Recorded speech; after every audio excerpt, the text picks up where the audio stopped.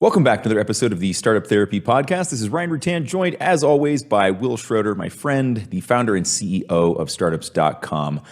Will, we love to talk features and benefits and all of the wonderful, magical things that our Swiss Army startup knife can do. But realistically speaking, how many things do we actually have to get right? And how many things should we be focused on at a given time to have a successful startup?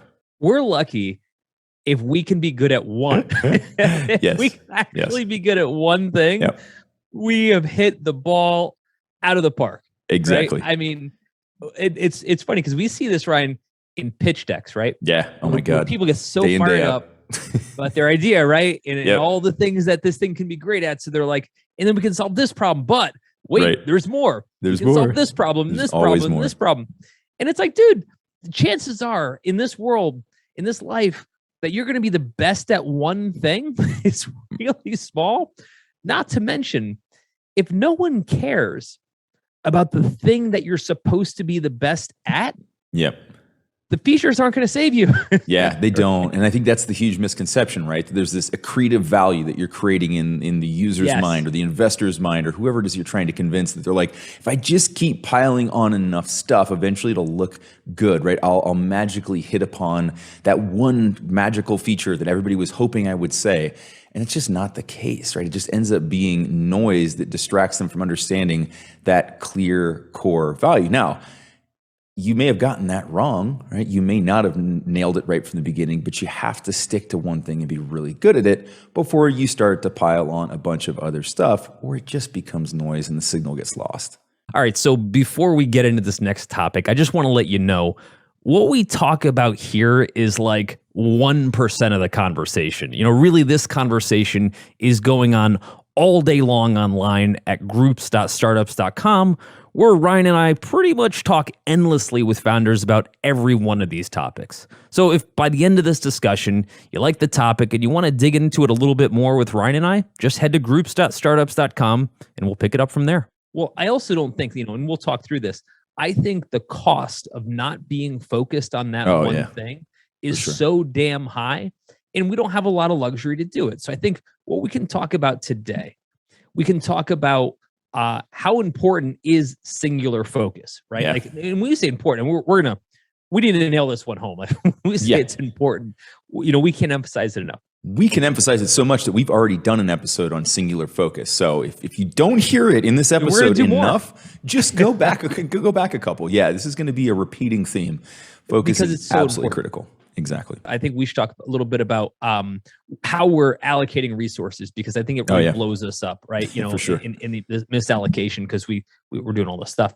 And then the what I'd love to see us, kind of dig into some more is, do we even have the luxury of doing more than one thing? We don't. We don't.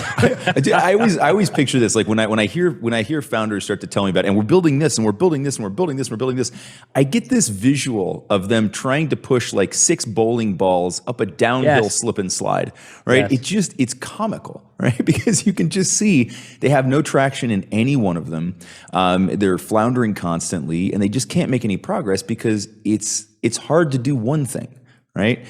Even mediocre, right? Let alone to get it absolutely right and win at it. And the minute you add 2, 3, 4, 5, 6, whatever it is, you're kind of, writing your epitaph at that point. It's a big issue. Where I see it, we run a workshop around pitch deck, issues. And so founders come to us and every week, and then they say, hey, here are issues that we have with our pitch deck. Here's things I'm trying to work on. And often we don't make it past the first slide, which is, of course, the problem statement. And it says, and we say, look, what problem do you solve? And here's what ends up happening. And it's, everybody's doing this for the first time. So it's, no surprise that people don't have the problem issue or the problem addressed.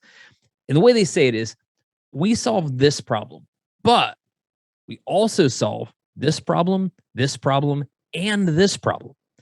And it's like, okay, well, step back. Of those problems, if you only had one to choose from, which would you choose?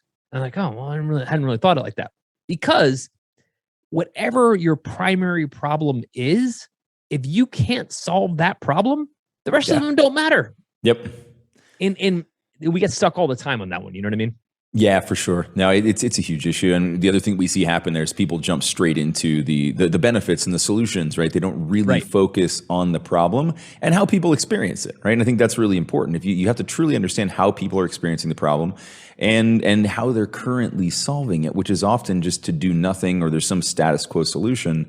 And instead of just looking at how do we supplant that, how do we change that behavior, they start to just throw spaghetti at the wall, right? They're just like, well, one of these things has to be the magic bullet that kills the werewolf, right? And it just isn't, right? You got to stay focused. You got to get really clear on what the origin of the problem is, what the cost of the problem is, what the magnitude of the problem is, and then have a single solution that focuses on eliminating as much or all of that problem as possible. And you don't need to get beyond that, because to your point, if you haven't figured that piece out, the rest of it sort of doesn't matter, right? You've got an analogy you like to use. I won't share it. I'll let you drop it later, but I think it's perfect in this case. Let's talk about our Henry Ford analogy. Yes. I think it's so apropos. So what we talked to founders about, we said, imagine you're Henry Ford and you're introducing the first gas-powered car to your audience, to the world. And you get up there and you're pitching. You say, hey, by the way, I've got now an internal combustion engine that will power a car, unlike horsepower, right? It's not literally horsepower. And we'll be able to have all these features with this thing. Not only will it change transportation, it'll offer you heated seats someday. It'll offer you air conditioning. It'll offer you a stereo, et cetera. And it's like, whoa, hold on. You just said that you're going to change transportation. You're literally going to take people off of horses and put them in a car. Who gives a shit about heated seats, right? Like, for what it's worth, horses do provide a heated seat. I just want to throw that out there. So look, if somebody's out to buy a car, right? The first thing they're going to say is, I need a car to get places, right? If I didn't have anywhere to go, like right now in COVID, a car is the last thing on my mind, right? I'm not like, I don't need to go anywhere, but I'd love some heated seats. That doesn't make sense. Just going to go hang out in the garage and warm up my backside. Sounds great. So we all have to figure out, when we're thinking about what problem to solve, what is the main thing that people are going to look for, right? And how do we be badass at it, right? So again, in this case, if we're thinking, well, we want to get into this one business. Let's take Slack, for example, the communications tool that many people use. Not everybody's familiar with, but it's an online chat tool that a lot of businesses use in order to communicate all day. If Slack were pretty familiar to us.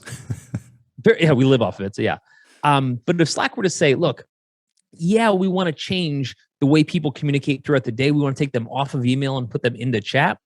But we also want to be able to have them be able to make phone calls on it. We want them to be able to do image sharing on it. We want them to do all this. Step back. If I don't give a shit about using chat all day, it doesn't matter if you've got image sharing, right? But it's got a Jiffy integration. Well, we need it in our lives. If you're not the best at doing it, like pretty much every other chat program is not, I also don't care. Exactly. Right? So I think two things are happening here. I think we as founders, because we're often entering new markets, we get all fired up about all the things that this can do. I think what we need to zoom out and focus on is, okay, what are the things that are features, they're benefits, they're nice to haves, or maybe they just come down the road later. They're super important, but they're later. But what's the one thing that if we're going to establish our beachhead in our market, if we get this thing right, we've definitely got some room to add features, right? What is that one thing? And I think that's so commonly overlooked. It's almost comical. It is. We have a really great illustration right now on this very, very thing, right? We've got MailChimp announcing their $12 billion acquisition by Intuit. And so they didn't try to do a whole lot, and they've been around for a long time. So if there was anybody that wanted to, just stick around long enough to have feature bloat beyond reason, MailChimp would be a great example. And yet they haven't, right? They stayed really close to home. They said, look, we're just going to make it really easy to build an email list and then to send emails to them on a serial basis. And they didn't try to do a whole lot more than that. And they just did a really good job of nailing down, starting with secondary markets, smaller businesses, people that didn't have access to big enterprise level tools back in the day when the only way to send like massive serial emails on an ongoing basis were through, big enterprise tools. And they said, we're just going to serve that market. And they eventually grew out of that and began serving plenty of enterprise clients as well. But they didn't try to do too much, right? They didn't turn into a marketing suite. They didn't turn into an analytics platform, right? They give you enough analytics. They tell you what happened to your email and not a mas, right? It's just what you need and not more. And they bootstrapped that thing to a $12 billion exit. I'm going to be quiet for a minute and let that echo across the internet because it's one of the greatest success stories ever. Yeah. And it's happening now. Here's the funny thing though, Ryan. They were bought by Intuit, a company that's never been able to do anything else well but taxes. Yeah, I know. And I would argue they don't do it that well, but that's here nor there. But they've done that one thing, and they've built this incredible juggernaut that can buy a MailChimp by just doing that one thing. Now, let's take a look at, though, yes, we have to be the best at the one thing, or we have to focus on the one thing. But let's talk about the cost that comes with actually trying to do anything but one thing. Yeah. Right? Yeah. So in your mind, when you talk to a founder, and they say, hey, I want to try all these things, what's the first thing that's going through your head? I go back to that visual analogy that I dropped at the top of the episode, right? Which is that they're just trying to push bowling balls up a slip and slide. It just doesn't work. Of bowling balls. A lot of them, right? It's painful. It's costly. You just end up not accomplishing much of anything. And when you really dig into it, the motivations for these things are, kind of focused around a couple of things. The main one that I see is insecurity around the product that they're building, right? And so that's a great point. It's interesting, but it really does boil down to that in most cases. They're afraid that there's not enough resonance in that singular problem and singular solution. So they start to kind of try to skim coat it with a bunch of other stuff that is just a protective layer, right? And little do they know what they're actually protecting themselves from is progress, right? Getting anything done, having anybody understand their offering, because that's the other part that we didn't really talk about. But when you start to fractionalize your focus, you're also fractionalizing everyone else's focus and ability to understand what the hell it is you're trying to do, right? The minute I'm up to like feature 5 or 6, people are zoned out or they've forgotten the most important thing that I'm supposed to be doing, which hopefully I led with. Maybe I didn't. Maybe I'm not even clear on that yet. But we see people just absolutely start to distract the hell out of their audiences by dropping a whole bunch of non sequitur features and benefits that are just not important to the core problem. Right. There are other reasons this happens, right? I mean, sometimes it's just uncertainty of what's going to work, and that's okay. Right. But the path to figuring that out is sequential, not parallel. When you try to do things in parallel, you just end up not getting any understandings whatsoever, right? You don't end up figuring out what works and what doesn't. We have some other really nice examples too of places where people started with a singular focus and then branched out and then have eventually kind of come back. And the example that I'm thinking of most clearly in my mind is Basecamp, 37 Signals. Right. When they started with a very simple project management tool, and then they branched off into things like chat communication, file storage, and all of these other tools that ended up ultimately not serving their market in the way that they hoped. And they paired it back to just Basecamp, which incidentally was where they started. So they had the right instincts, and then they branched out and then they retracted back to that original pure platform that they were really good at. That was the one thing that they absolutely nailed, and they eventually realized that and kind of regressed back to that state. Well, there's a reason though. Yeah. Right. There's a reason, because at some point they were saying, look, we only have so many resources. We only have so many bets, we can make. 100%. As soon as, and we say this all the time, the moment we take a bet and we say, let's split the bets, we now lower our probability that either bet will work. Yeah. Right. 100%.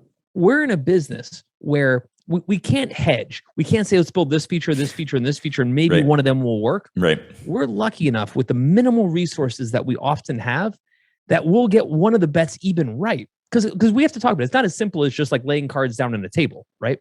In this case, to build a quality product that the market accepts, understands, or adopts can take anywhere from 3 to 5 years to get it right. Now people will say, wow, no, that's not true. Like you can launch a product in year 1 and it'll get a take rate. Yes. You can get people to be interested in the product. to build a good product takes lots and lots and lots of reps on a singular focus. Yes. You name nearly any company that's gone public, using that as a long timeline, and it's always because they had one thing that they did really right. You've got Dropbox and Box, right? Having done one thing really right. Have they tried to do other things? Sure. And they have a ton of resources. Yep. Take Stripe, right? Stripe's got in all these different things that they're trying to get into. But at the end of the day, all that friggin' matters is they process credit cards really, really well. They turn 16 digits into money in your account. That's what matters. It's incredible. And in every one of those cases, even when they have exponential resources, which again, we don't, they still stay focused. And the reason is, if we start taking our very minor resources and we start placing those bets on things that are features, benefits, aren't necessarily the core product, which, by the way, again, takes 1, 2, 3, 5 years to refine. Yeah. We're essentially taking away from that core product, right? I'll give you an example. Ryan, right now we're working on founder groups, right? And, we've had this product in market for less than a year.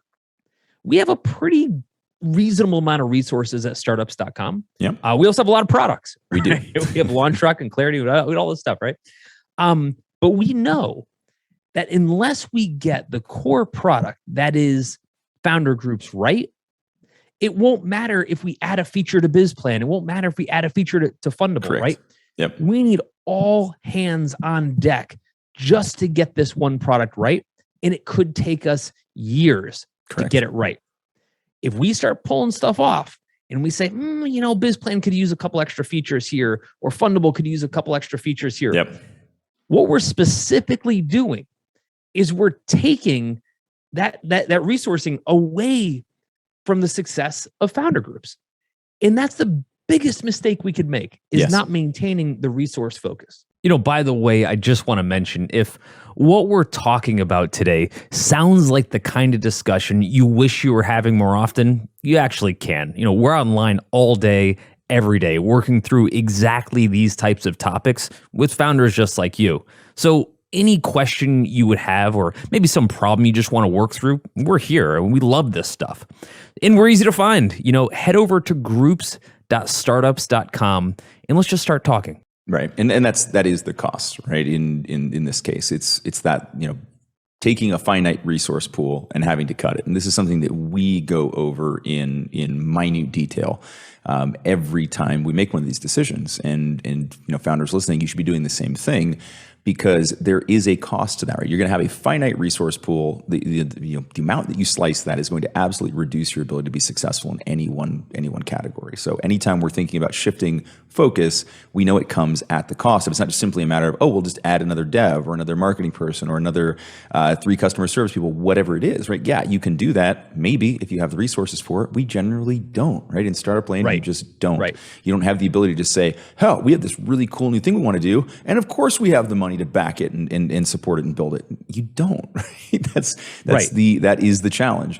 And so it's trying to accomplish a hell of a lot with not very much is our constant battle. And so in order to be successful at that, limiting the number of fronts that you're fighting on is the first step towards success. You just cannot say, I'm going to try all these different things and see what works. Like, use a silly analogy here. How often do you hear somebody saying, we're going to start a new restaurant. We're not entirely sure what the menu is going to be. So we're going to have Chinese, Mexican, Italian, some hamburgers, a little bit of Thai food. We'd like some pho in there, right? Like, who does that? And yet I hear founders come to me, and if I were to just translate that into restaurant speak, that's exactly what they're describing to me, right? They're going to try to do all of this stuff, right? And they don't understand that there's a massive cost. And again, 2 things happen there. One, you get really confused about what you're building, and everybody from the outside looking in is going, what is this place? Like, I don't know what to do here. I don't understand what their value proposition is.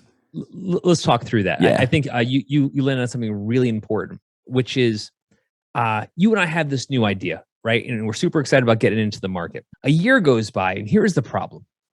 You and I have been thinking about this nonstop for at least a year, probably longer. Oh, man. And so in our mind, what's missing are more features. Right. What we forget about is that everyone else has never even heard of this product. They've had 0 seconds of thought on this, right? There's no context. There's no understanding. And you're introducing it to them from the first time, starting with the tip of the tail, right? Like, wow, we got this brand new crazy cool feature we want to add to this thing. Wait, what's the thing again? Yeah, don't worry about that. Let me tell you about this benefit or feature. Let me confuse the shit out of you before I tell you what this thing actually does. I love your food analogy because it reminds me of opening up a pizzeria, right? And we're going to deliver pizza. And in our minds, like we've been delivering pizza for a year, everyone loves it, right? And we're like, okay, time to bring in breadsticks or calzones or whatever else on the menu. All delicious, by the way. And we're like, okay, well, we won't be able to focus as much on either making great pizza or delivering great pizza. No one is going to order our pizza, right? That's now shitty because our breadsticks are so good, right? Like, and it's going to take us a long time with absolute focus in order to unseat all the other pizza places around town. Yes. Right. That alone, if we did nothing but focus on that, would make us a great company. The breadsticks and calzones aren't going to get us there. That's what you get to do when you've already become a national chain like a Donato's or anything else like that. Right.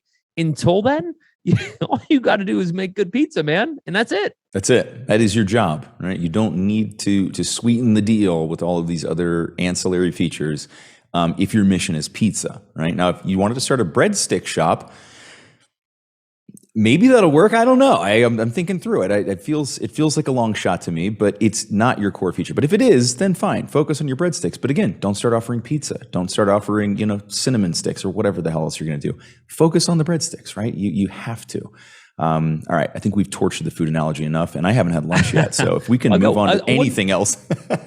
One more example comes to mind because it goes back to the simplicity of it. Yeah. Years ago, I'm in San Francisco with a buddy of mine. And a guy named Derek Ray, you remember Derek? Oh yes. And Derek showing me this new dating app, right, called Tinder, and he's like, what was funny about it is it was in like beta at the time, and our friend Sean Rad had started the company like months prior, and he's like, look what Sean's doing. He's got this dating app. He's like, it's hard to explain because dating apps were so complicated back then. Yeah. He's like, it's hard to explain, but all Sean did was make it so you could swipe left or right and just look at pictures all day. He's like, it's super stupid, and I can't stop swiping. Right?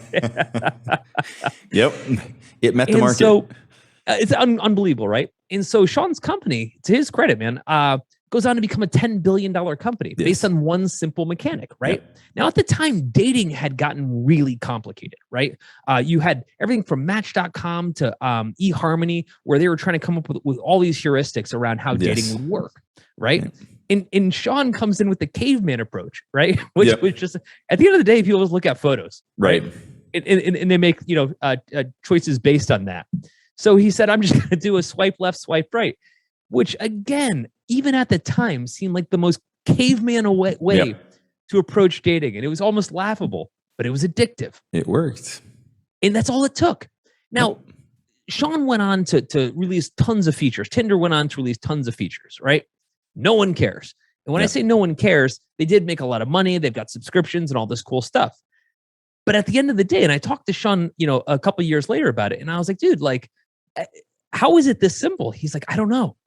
It's like, but we just focused on that. Yeah. And look, that's what one of their work. features became like a meme and a trope, right? Like swiping left and swiping right became a thing, right? We use it to analogize all sorts of other things now. None of the other features did, right? They didn't. And for a good reason. They didn't matter. They were irrelevant. And to your point, yet they're in there. Maybe, I don't know. I've actually never used it. I have seen somebody swipe right and left. But that was before my time or after my time. The point is, the problem he wasn't solving wasn't dating. Right. It was the mechanics of exploring dating and finding a mate. But all he did was zero in on that. Yes. And that's all it took. Yep. Now, for a lot of us, we're building something new. Like Sean was basically already in a space that was well-defined. Dating was well-defined. He had a better mechanic, but well-defined. A lot of us, though, we're not doing that. We're not going into a very explicit market with a huge, customer base that's already been kind of defined there. A lot of times we're going into a market that's never had a customer like ours, that's never had a product like ours, that's never had anything to do with what we're doing. Right. And what we fail to contemplate is that we have to condition a market, right?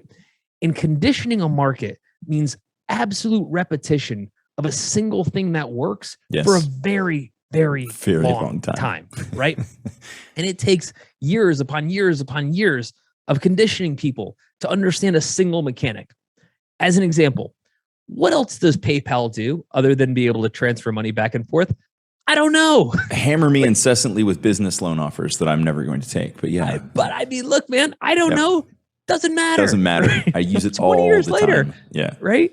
And that's coming from Elon Musk and Peter Thiel, for God's sake, right? Guys who could probably figure out a couple other business models. Doesn't matter. They got one thing right. Exactly.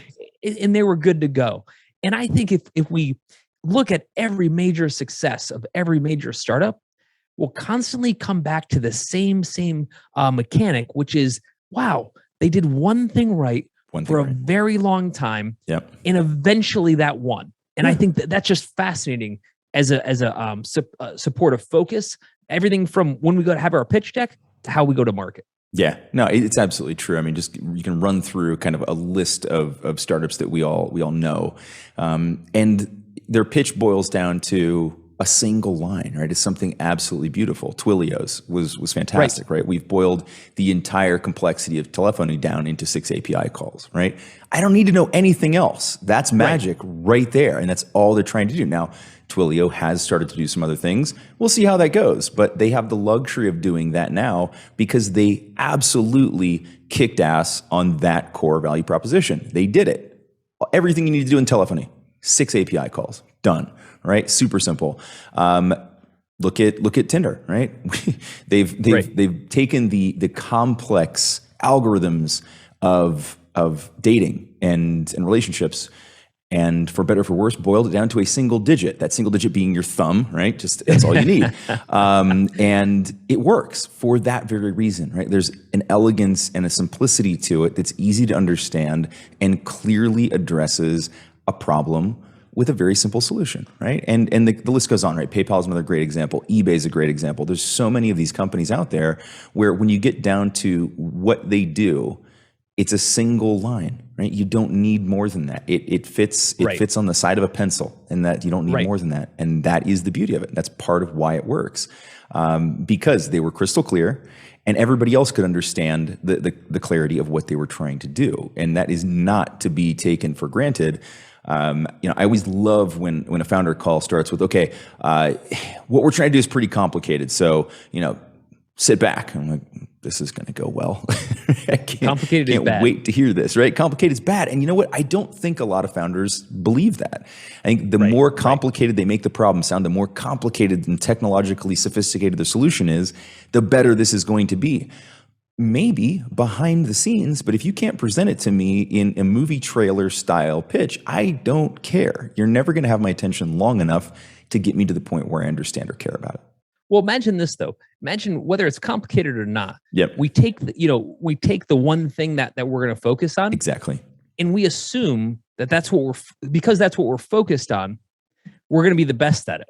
Yeah. Right? This is where things blow up. I'll give you an example of a product that we own, right? that I can explain this firsthand.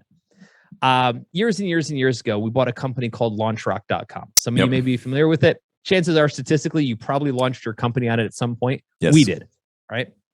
Now, at the time when we bought it, and this is 6-7 years ago, building a web page, like a launch page, was kind of hard to do, right? It was complicated. You need to learn some code, et cetera.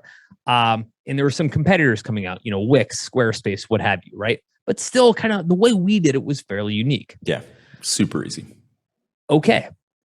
And the reason LaunchRock was so successful for so long, despite a million other options to do the exact same thing, is they just did that one thing, right?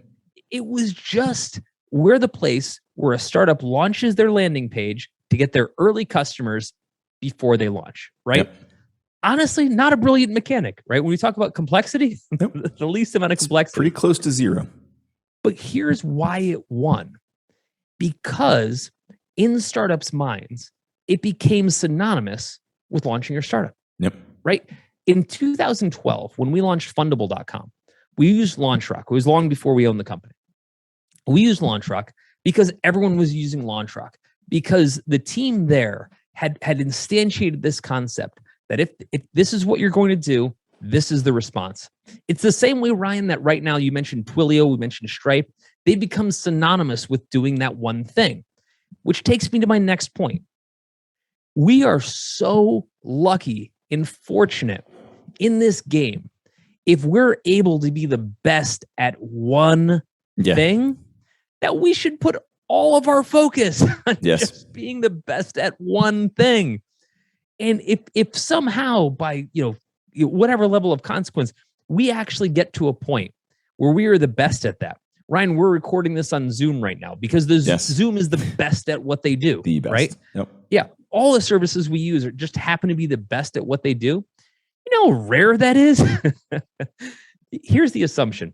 The assumption is I built this newfangled thing that nobody's used before, right? It's a new entrant to the market.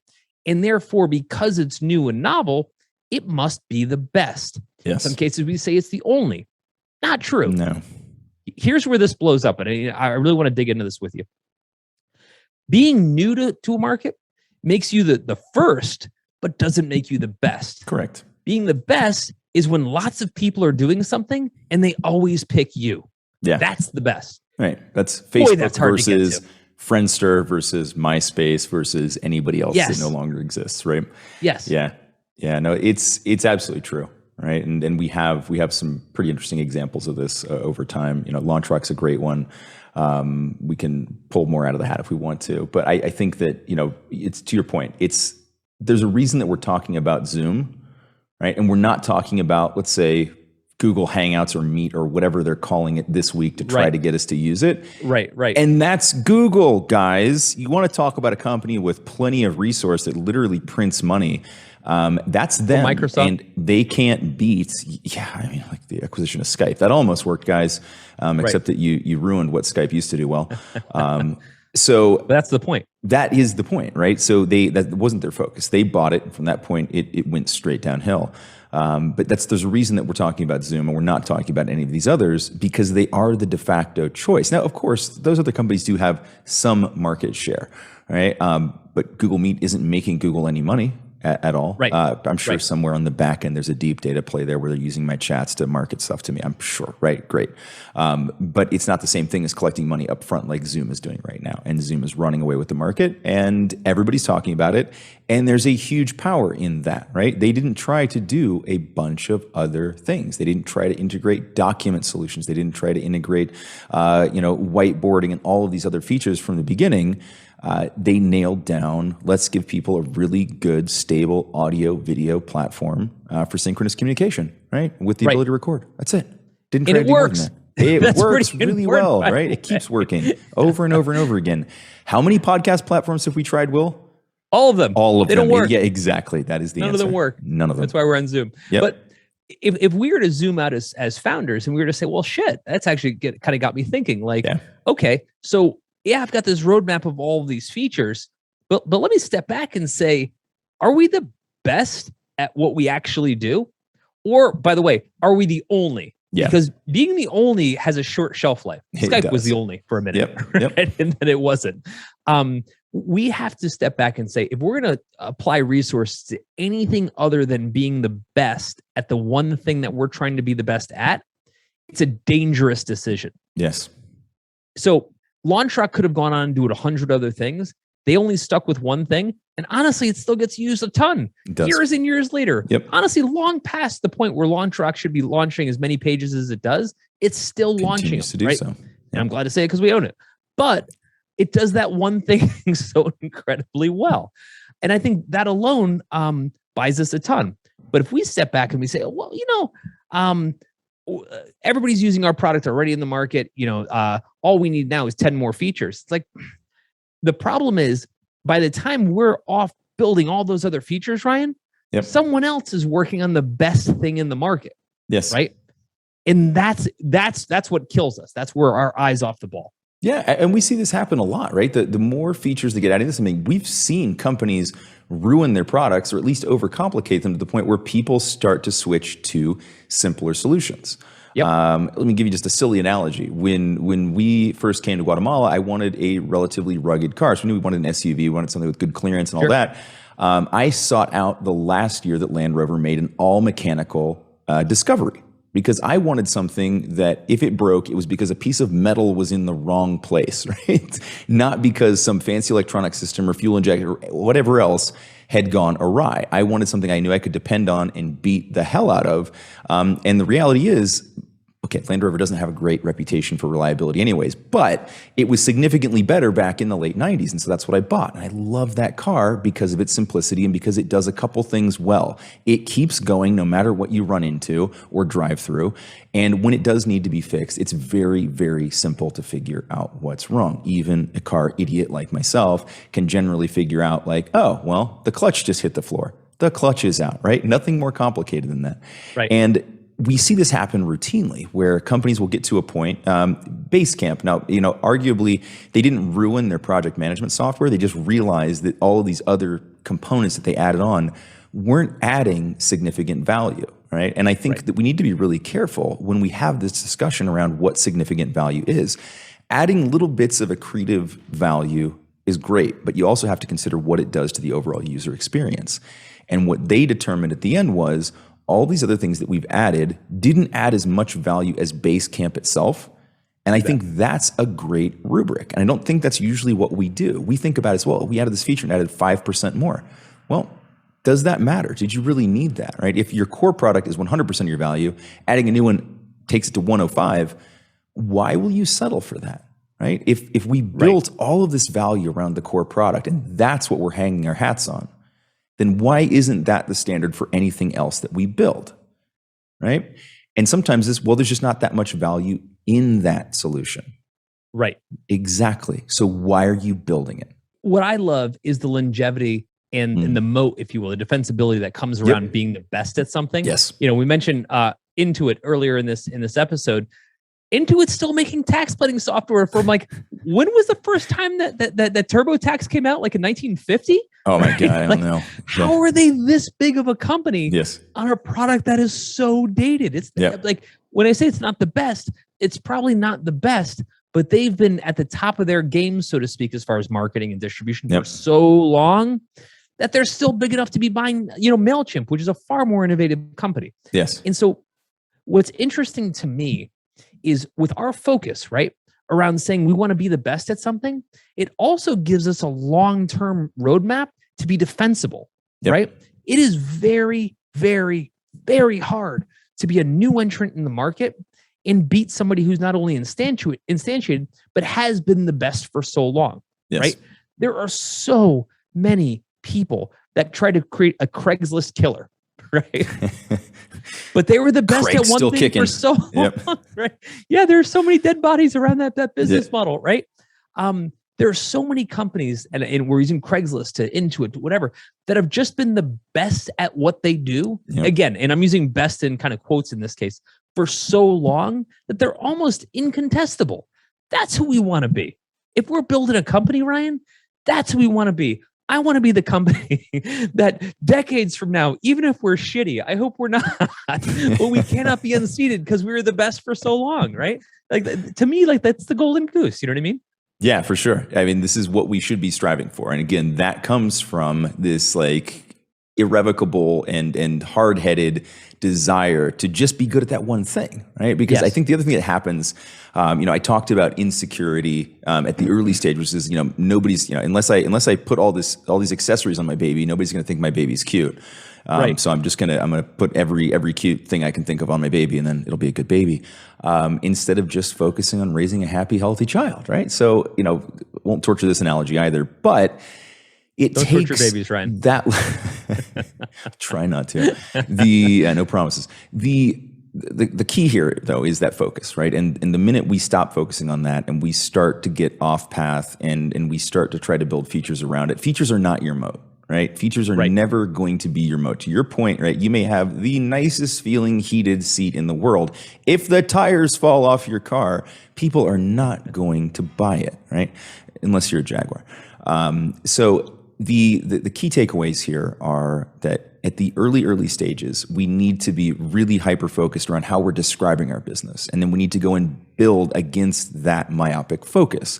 As the business starts to grow, sure, features may come along. People will demand and want other things. We need to carefully evaluate those and make sure that they add significant value before we pursue them, particularly if we are not already the best at our core business and if it doesn't add as much value as that core. Right? So when we think of these things, they need to represent significant, nearly matching value to that whatever that original problem that we're trying to solve is. If it doesn't, it's probably not worth pursuing, everyone, right? It just isn't worth doing because it's going to take your eye off the actual prize, which is building that moat around the core value, which leads to that long-term defensibility for these companies like Intuit, like Stripe, like PayPal.